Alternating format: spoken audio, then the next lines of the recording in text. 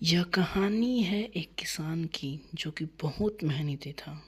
वो बड़ी मेहनत से खेतों में अनाज उगाता था और उसकी देखभाल करता था, पर अक्सर ही उसकी फसल खराब हो जाती थी।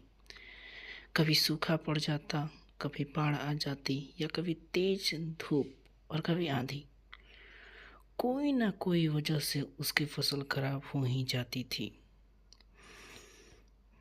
एक दिन वो किसान किसी पेड़ के नीचे बैठकर अपने बर्बादी हुई फसल को देख रहा था और तभी वह गुस्से में आसमान की तरफ देखकर भगवान से कहता है कि मालिक, आपको सब बहुत महान मानते हैं, ज्ञानी मानते हैं, कहते हैं कि आप सब जानते हैं, लेकिन मुझे ऐसा लगता है कि आपको कुछ भी पता नहीं। मुझे ये भी लगता है कि आपको तो ये भी नहीं पता होगा कि फसल है और हर समय जो बाढ़, आंधी और तूफान आते हैं वो कभी नहीं आती। आप नहीं जानते कि कितना नुकसान उठाना पड़ता है हम किसानों को। अगर मेरे हाथ में शक्ति होती कि जैसा मैं चाहूँ वैसा मौसम हो जाए, तो फिर आप देखना मैं फसल को कितने अच्छे तरीके से उगाता हूँ। तभी उतने में ही ऊपर से एक आवाज़ आई, ले मैं तुझे यह ताकत देता हूँ कि आज से तू जैसा चाहेगा मौसम वैसा ही मिलेगा। मौसम करके अपने फसलों को उगा सकता है और अपनी फसलों को हिफाजत भी कर सकता है। इतने में किसान बहुत ही ज़्यादा खुश हो गया। उसको लगने लगा अब मैं बहुत अच्छे तरीके से उगा सकता हूँ। एक दो दिन गुजर जाने के बाद किसान ने फिर से अपने खेत में गेहूं की फसल उगाई। अब किसान के पास तो शक्ति थी, वह जैसा चाहे वैसा मौसम कर सकता था।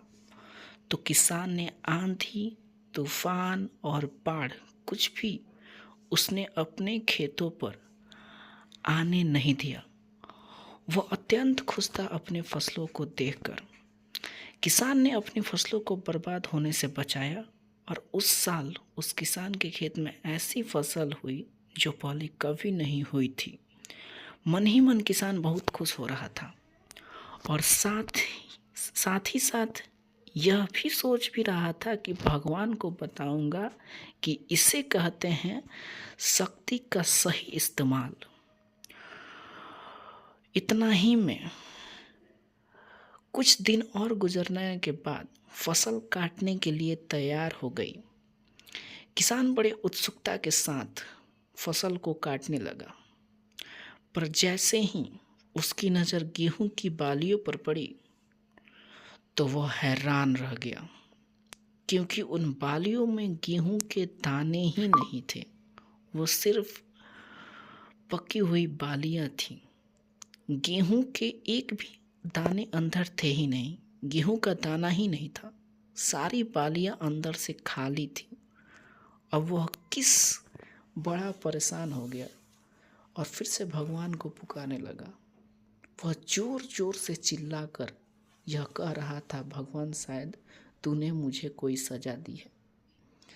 तभी ऊपर से आवाज़ आई कि मैंने तुम्हें कोई सजा नहीं दिया है, बल्कि इसकी जिम्मेवार तुम खुद हो।